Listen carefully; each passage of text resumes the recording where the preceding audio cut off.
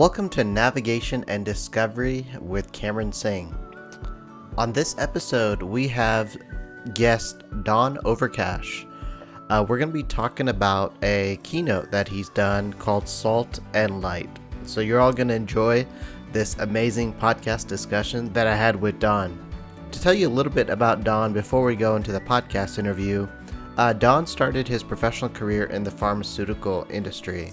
And from then, he went on to building businesses and leading organizations both in the public and private sectors. And then he joined Sandler Training as an authorized trainer and coach. Recently, he retired from Sandler Training, and now he manages his own management consulting firm with a focus in serving nonprofit organizations. Don Overcash is also on the Loveland City Council and has been since November 2015. And he is currently the Mayor Pro Tem since 2017, being elected 3 times for that role.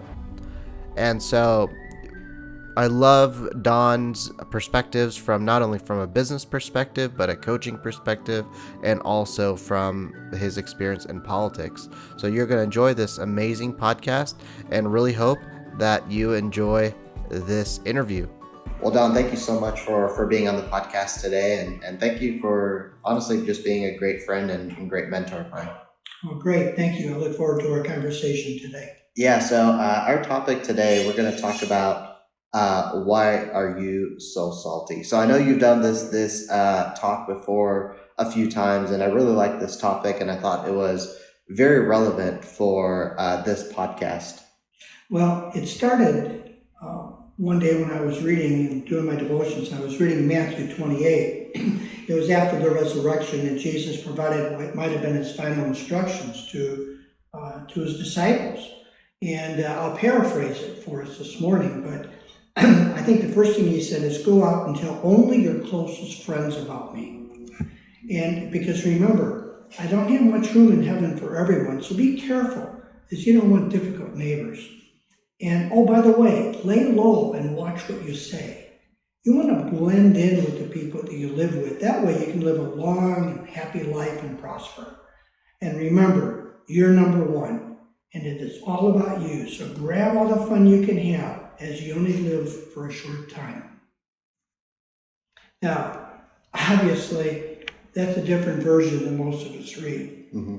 But it's the way that many of us who are disciples of Christ actually live. We go about our lives in a manner that is not about making disciples. Mm. We go about our lives many times as saying we're a disciple, but we haven't really embraced what discipleship means, which starts with obedience, obedience to Christ. So you're probably wondering where I came up with why are you so salty? Yeah. Well, we read in Matthew 5, you are salt of the earth, but if the salt loses its saltiness, how can it be made salty again? It is no longer good for anything except to be thrown out and trampled underfoot. Think about that. He says, you are salt. He didn't say consider being salt. He says, you are salt. And if it's no longer salty, it's good for nothing. Throw it out. And then he says in verse 14, you are the light of the world. A town built on a hill cannot be hidden. Neither do people light a lamp and put it under a bowl. Instead, they put it on its stand, and it gives light to everyone in the house. But I think the challenge is, have you ever really thought what salty means? Salty comes with a negative term, meaning this person is salty, or this person just, it comes with a negative connotation. Yeah, very different than the connotation that was used back before we had refrigeration and freezers, and because it was the only preservative that was really available. Mm-hmm. So believers also see it as a term, as a preservative. But in today's society, it has this upset or bitter feelings towards someone. Yeah. You're too salty, or it's too salty. It's bitter. I don't want anything to do with it. And while the world around us likes a little salt and light, but when is it too much?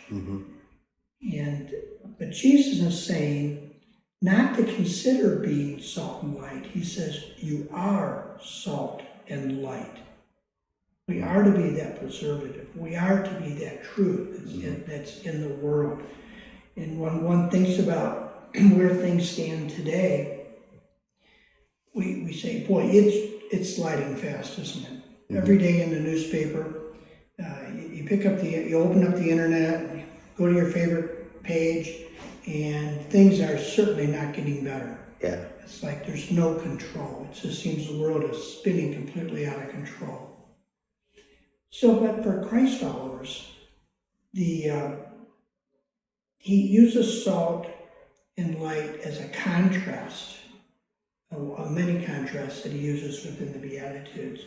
And I think it's important for us to have a good understanding of this metaphor, salt and light. And if we are to bring their influence for good into the world today. And I think that's something we've really missed, and we're not thinking about consciously. How can I make an impact in today's world by being salt and light in the name of Jesus? How do we do that? I'm curious. This is I think I've heard you talk about this topic, and you're very passionate about this topic on why are you so salty. I'm curious what prompted you to develop this out. It's so easy to be against things rather than for things. It seems to be human nature if you look at the world around us. Yeah. And I think when we contemplate being a disciple, what that really means, if we're not making an impact, we are making an impact. True. But we're making a negative impact. And I read something by C.S. Lewis, probably back in the late 70s. And the book was written much earlier than that, called The Weight of Glory. And I'll paraphrase it, and I'll do a horrible job at paraphrasing it, but the takeaway that's been with me ever since that time period was probably 1976 that I read that. And he talks about we're having an impact on immortal, eternal beings. Think about that. Humans, we're immortal, we're eternal, we're not just a goldfish or a pet dog. I mean, we're very special, created in God's image. And when we interface each and every day with people, we can either be light and salt in providing positive impact in their lives and drawing them closer to a knowledge and obedience of Jesus Christ, or we could have a negative impact and really be pushing them. This visual is powerful, pushing them over the abyss into an eternal hell. So how do we interface with people each and every day? Jesus, as I mentioned, didn't say, consider being salt and light. He says, you are salt and light. So when people say, what's God's will for my life? Well, first, obedience is a good place to start. And meaning the impact that we can have on other people. So I would like to be pure salt and pure light and go about that and be that kind of an impact, be that faithful servant by doing that. But it's hard though. I mean, we think about the people, I mean, you've probably been, you spoke the truth and you got pounded for it. Yeah. Yeah, I know what you mean. Yeah. What I like to think of is we're going to answer that question, why are you so salty? The first thing is, I'd be saying, well, who said that? Who said that? Because I think we're talking to three different audiences each and every day. And one of the audiences that I think of, and I define them as the lost, the confused, and the found. And they're tough audiences. All three of them have different ways of responding to salt and light. Yeah, that's very interesting how you broke that down into three different audiences: the lost, the confused, and the found. So tell us a little bit about how you define the lost. Yeah. Well, the lost reject the truth as evidenced by their wickedness. And you wonder, how could people do that? How could they be like that? Dr. Henry Cloud, I like to read a lot of his works, and in one of his publications, he talks about the lost as being toxic. They're intentionally wicked. They thrive in their wickedness. They say there is no God, and they're proud of that. And they reject, they don't just not understand the word, they reject it. They're enemies of the gospel, as one might say. They've declared themselves, like Nietzsche, that God is dead, God remains dead, and we have killed him. And having declared themselves as enemies of God, God has given them over, and the world is really a very dark place. By the way, Nietzsche died insane. But God's still alive. God was never dead. Oftentimes, have you encountered people that call evil good and good evil? Yeah. So when we're interfacing with people like that, it's baffling. How could they possibly call that good? Such as, say, a pedophile. And they say, well, it's just their choice. But how could we call evil good? And then those that do good, they call as evil. I mean, it's mind-boggling, but that's where these people come from. They not only reject the knowledge of God, they reject the moral knowledge that comes from God as well, from the Creator. When they're confronted with truth, they react the way vampires react to light. We remember the old Bela Lugosi movies and Count Dracula, and they shun it. I used to live in an area where I used to go fishing a lot in the Midwest, and we'd look for leeches, and we'd try to trap them because they were good bait. But if one stuck on you, they were really hard to get off. And there was a trick that my grandpa showed. He'd pour a little salt on a leech, and it would immediately let go and want to get away from that salt. And that's what these people are like. They reject the light of the gospel, and they reject the truth that's in the salt. And they avoid it. And and I think what's really frustrating is they try to eradicate its very presence. It's just that they can't let it just be. No, they want to get rid of it. And you think of some situations that we've been in like that. And I read some people say, can you illustrate that for me? And I say, well, go to Facebook. Yeah. Right? Yeah. And you wonder, why are these people so filled with hate? Yeah. And they just unload, and they go on these rants and these strings of posts, and they're really just trying to eradicate that person that they're attacking.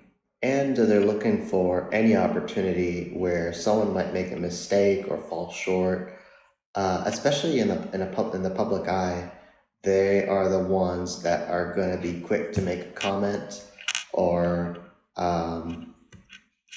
just bring you down. And I see that so often nowadays. It's like the people, even like some of people that you think that are so close to you, your best buddies or something, they're more, like I mentioned earlier before we were recording, they just want to take, and they might be your supporter, but in the back end, they're thinking about that first moment to just point out a mistake or shortfall at any given time, and they'll just blow up in your face. Yeah, this is where the cancel culture comes from.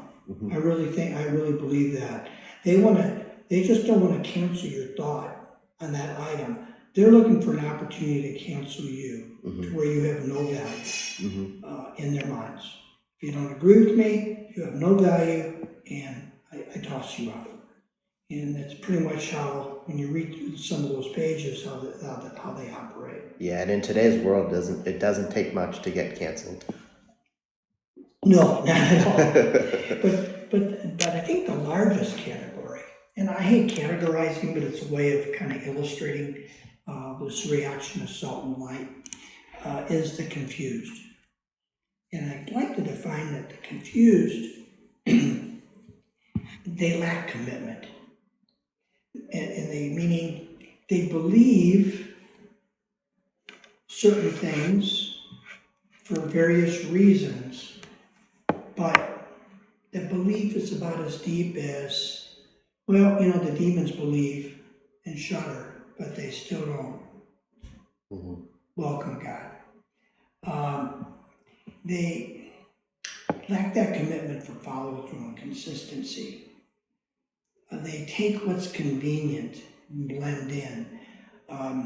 They'll often they'll behave and they'll say things like, they'll believe certain things, but they won't act to the point of commitment.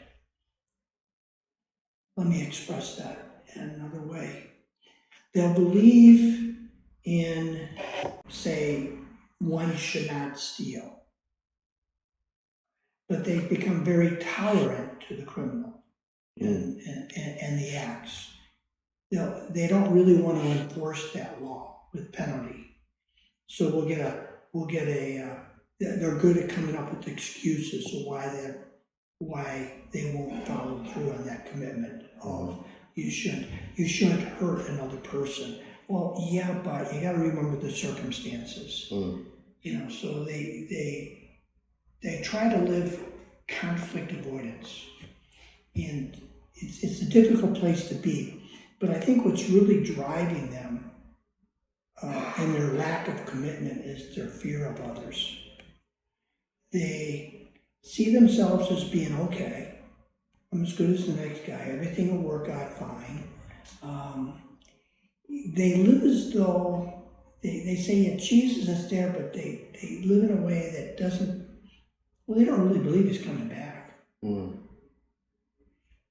They have a form of religion, but there's no power within it, meaning there's no commitment, there's no follow through. It hasn't really transformed them. There's no impact difference. And you really can't tell them apart from most people. They blend in. They're just nicer versions of the lost. They get along by going along. And what's really sad is that they're too comfortable in their religion, their beliefs, they say, to be really comfortable in the world. And they have too much of the world in them to really be comfortable in the presence of biblical truth. They're in between. What do you call it? The twilight zone? Yeah. And it's very confusing. But when you converse with them a little further, you find out that they have a low view of Scripture. It's a book of suggestions. Their theology, or their beliefs around Christ are very weak. You might even find them in churches that don't even believe in the resurrection, which makes me wonder, what do they believe? It's that old adage, it's a country club without the golf course added to it. They're more committed. This is where one of the things I've often noticed. They're more committed to a political party, and they'll get on a bandwagon. They're all in a political sense, and they'll use their limited view of Scripture as justification for their political cause, rather than the truth driving their behavior. Their political cause is driving their understanding of the truth. They kind of got it backwards that way. When remember Bob Dylan? Yeah.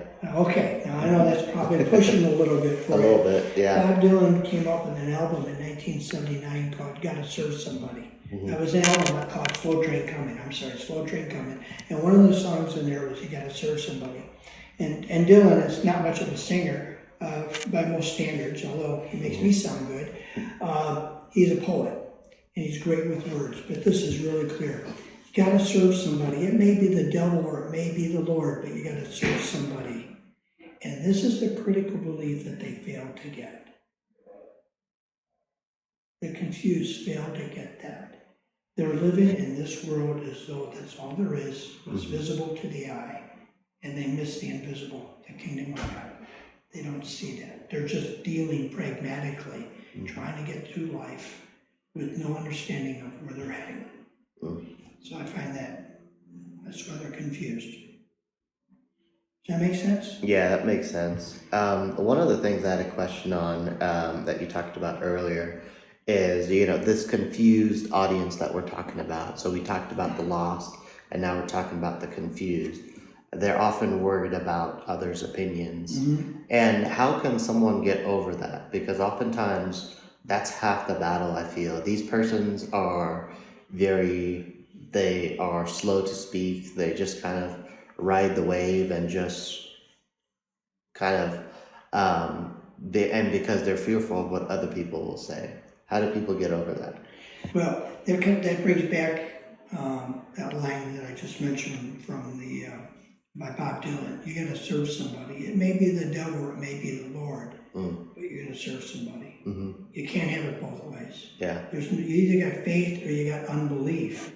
There's no in between. Yeah. There's no neutral ground. Yeah. You got faith, you got unbelief. What the real issue is they've been exposed to Jesus, but they don't really know him. Not real. It's information. It's story, but that impact, that special work where you all of a sudden your eyes are wide open. Yeah. And you see something that you never saw before. And so we're all to that point at some time, right? We're searching, we're thinking, some actively, some passively, some not at all. But they lack that knowledge, that life that's given to them that's different than the life they're living. When Jesus said you must be born again, and it's by the Spirit, that's what's missing. Yeah. It's just not real. Because when you get to that point, prior to that point, they will say things like, well, faith is a personal thing. Keep it to yourself. It's private. Keep your salt. Don't have too much light in my eyes. Don't make me uncomfortable. I do think that's a big one, though, to touch on and expand on. Faith is a personal thing and should be kept private.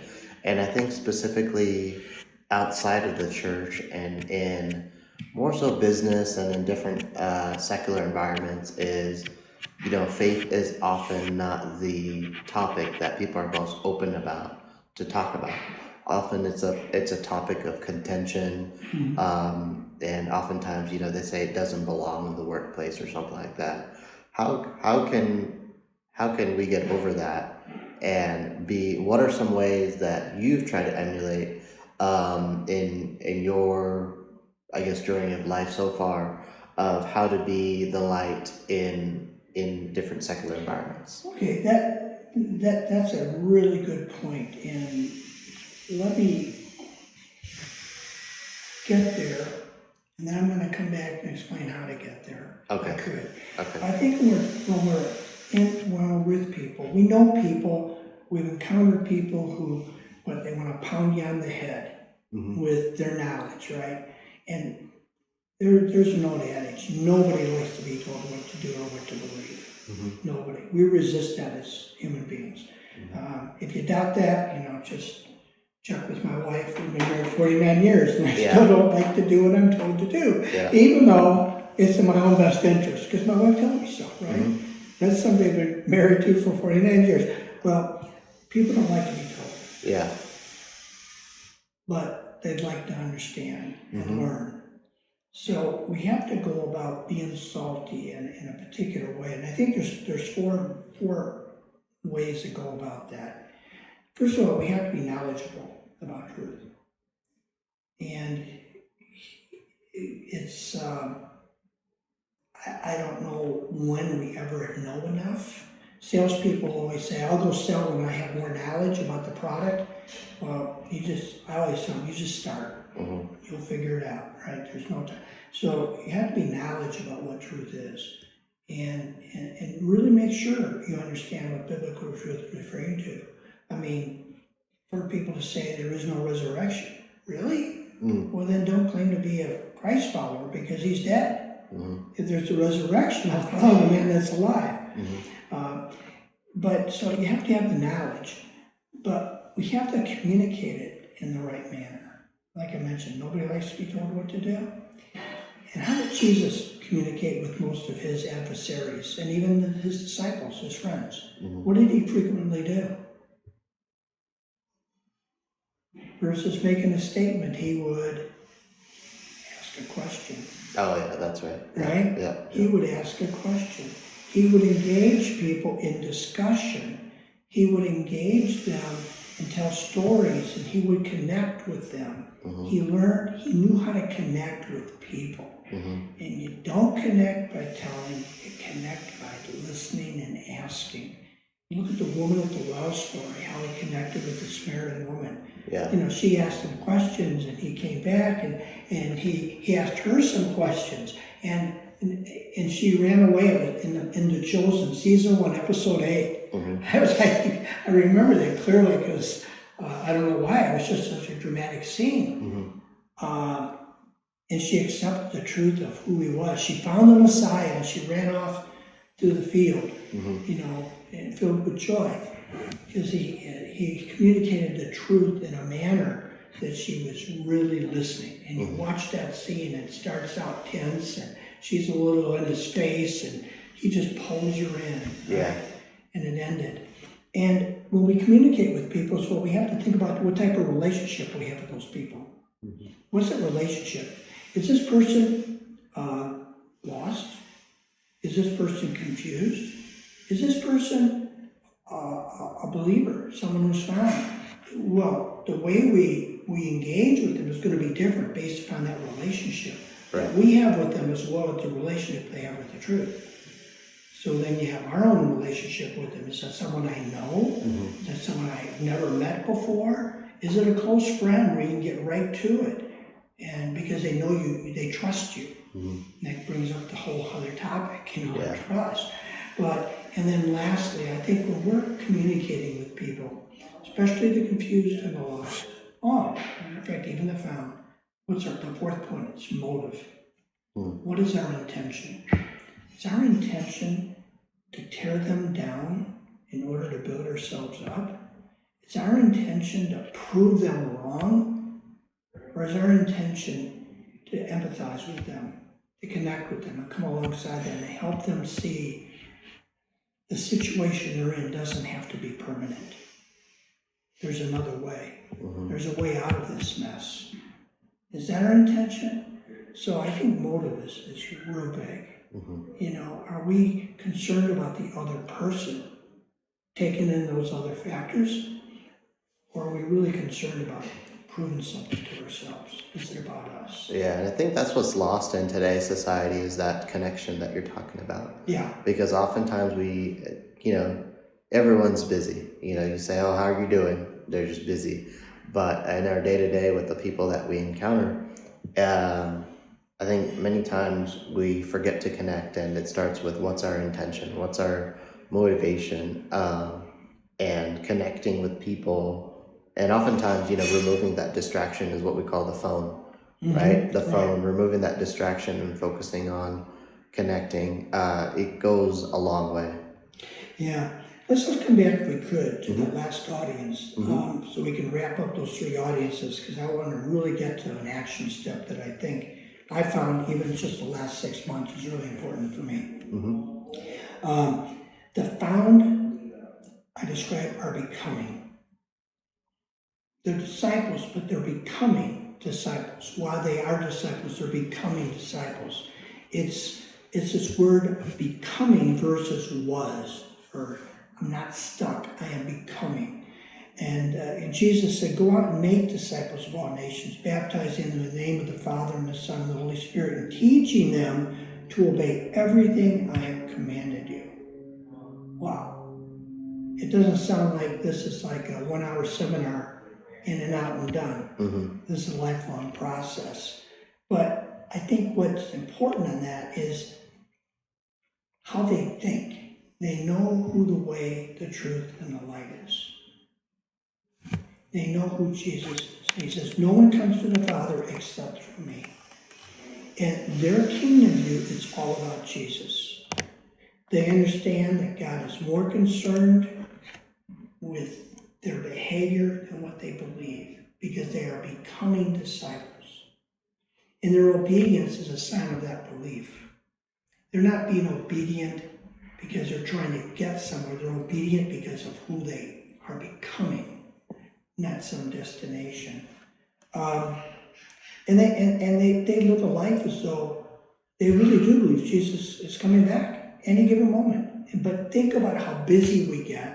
Yeah. We get all wrapped up in our plans when we're 30 or 40 or 50 or 60 or 70 or 80, and we just figure out, take care of it later. These people live with an earnestness of becoming, and each and every day is valuable for them.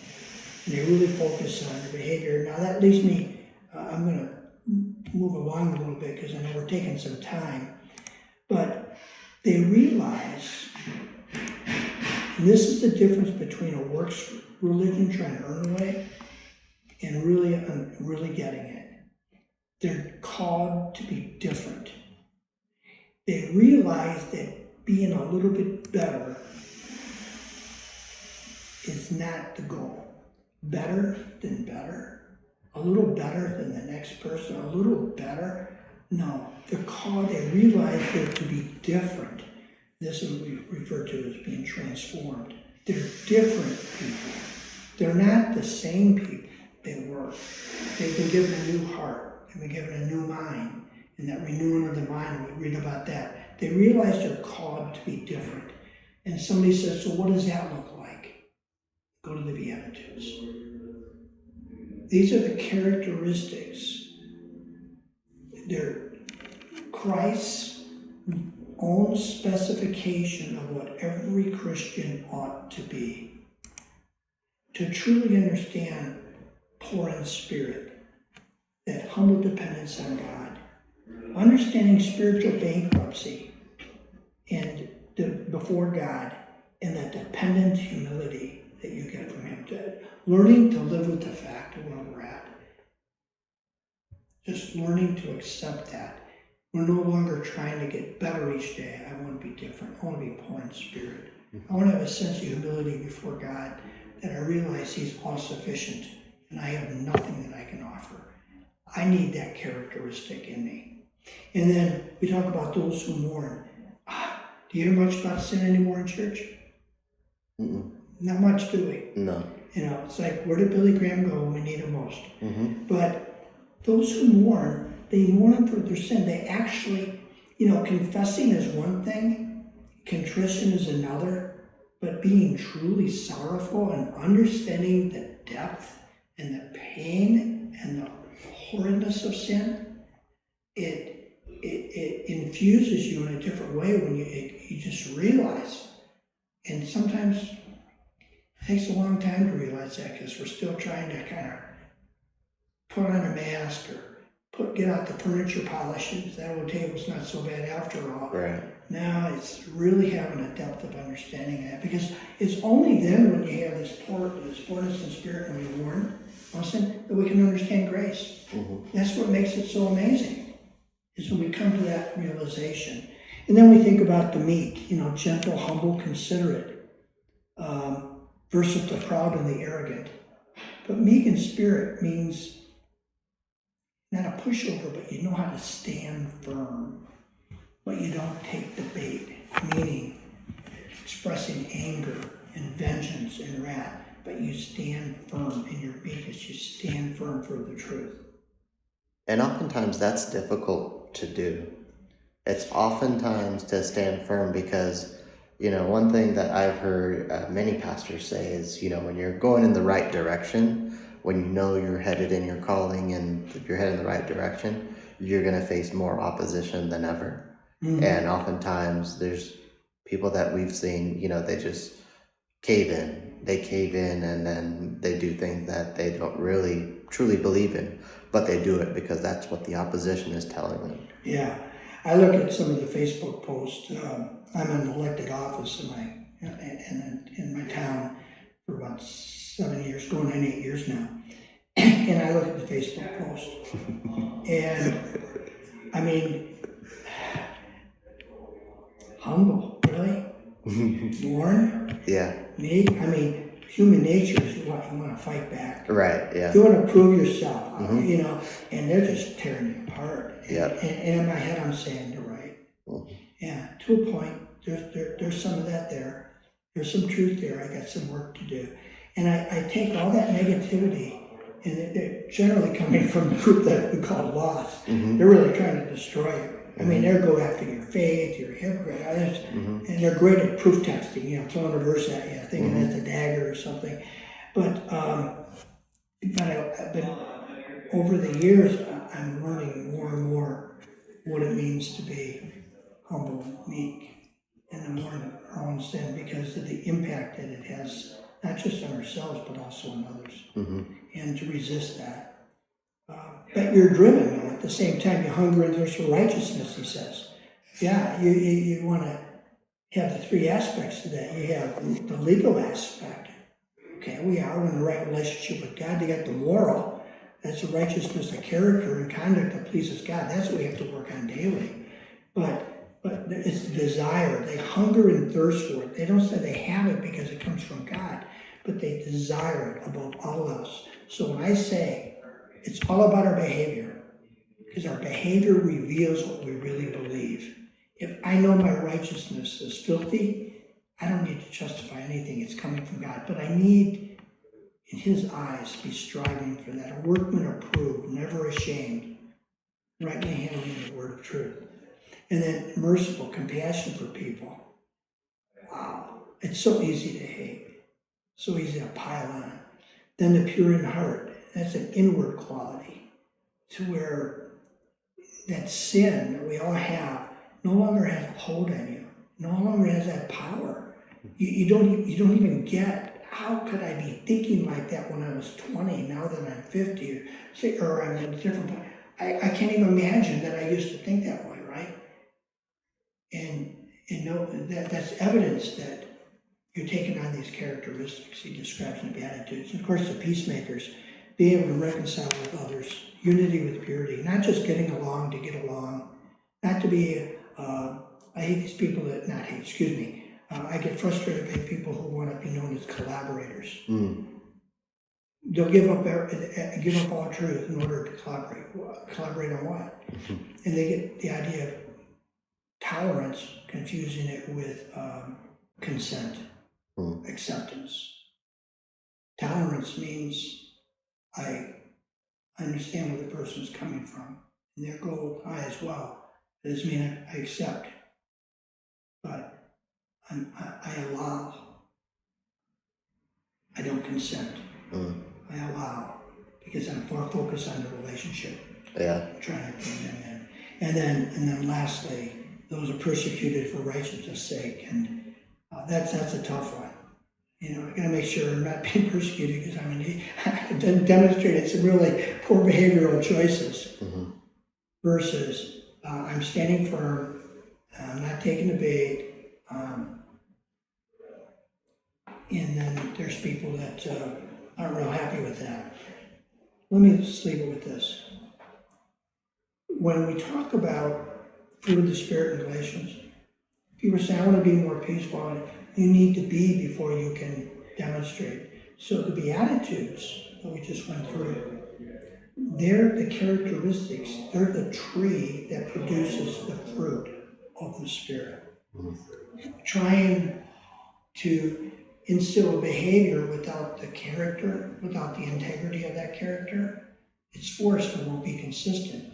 But when you take on that transformation, you bring in those characteristics into your life, and that becomes who you are. Fruit is just a natural byproduct. Mm-hmm. And oftentimes the perception about spirituality and faith and having a relationship with Christ is that you have to change first before accepting faith. And that's not the case, because it will change you Right. over time. You come as you are, and then you become transformed. Over time. Yeah. And it's frustrating that it seems to take so long for us to get it. I just learned this last week, last weekend, that something triggered me because of some broken trust, and I could just feel the rage and the frustration and all that, and I was disturbed by it. Yeah, the issue was wrong, but how much more does God feel? Betrayed, not trusted, and that trust violated. It's just a reminder of the path that we're on. So I bring it right back to myself. How did I handle that situation? Yeah. Parts of it were good, Yeah. and I fell in a couple of areas where I had to offer apologies and really process it, because we're still on that path of being transformed.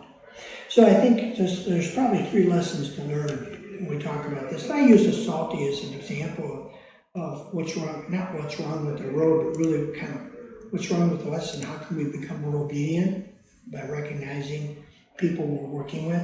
But I think it's important, first, is fundamental difference. Let me restart that. On lesson learned, number 1, there's a fundamental difference between Christians and non-Christians. There's a fundamental difference between the church and the world. And we need to understand our audience in each situation. But fundamental difference, and we need to understand that. One is of the world and one is of the kingdom. And it's just a path that people are in their lives, and we're called to go about and make disciples, bringing people in and working with them and them with us on that path. And we need to accept this responsibility that this distinction puts upon us. Be what you are. He says you're salt, and he says you're light. Be what you are.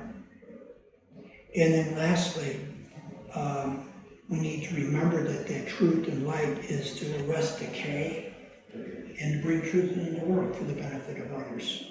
It's not to prove a point to ourselves. It's not to enlarge our own sphere of influence or impact. We're to be salt and light because we have a function to perform. That's just, seeking his righteousness, arrest decay, and bringing truth into the world. And if we're not doing that, one has to ask, so what am I doing here? What am I doing with this day that was given to me as a gift? This gift of life for this day. What am I doing with this day? If I'm not going about making disciples, if I'm not about applying salt correctly and bringing light into the world, of what purpose am I living? For my own, most likely, or for God? So that's kind of my challenge each and every morning when I get up. Yeah. So thank you for the time today. Well, that's awesome. Well, thank you so much, Don. I really enjoyed this conversation is so much needed in this, I hate to say it, but salty world that we kind of live in. But just having a conversation like this and the talk that you have done on why are you so salty, I think it's very awesome the way you package this. So thank you. Oh, good. Well, thank you. You're a good friend. Appreciate being able to spend time with you. Appreciate it. Well, thank you so much for tuning in to Navigation and Discovery with Cameron Singh. I really hope you enjoyed that interview with Don Overcash and was able to learn from his insights on salt and light and He's brought it through a lens of his experience in diverse areas such as politics, business, and also now he's focusing on in the nonprofit space. So I really hope you enjoyed this podcast, and if you did, feel free to give a rating and provide a review on whichever platform that you're listening on.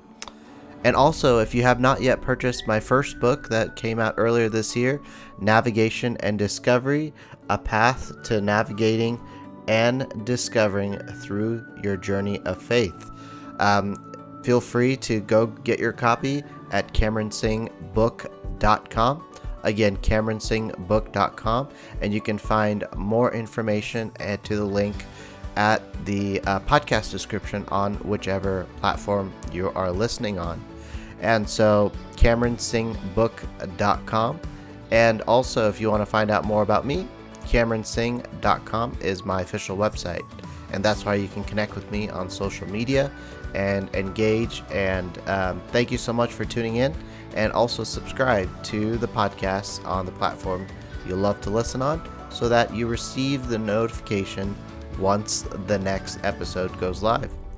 So thank you again for tuning in, and we'll catch you on the next episode.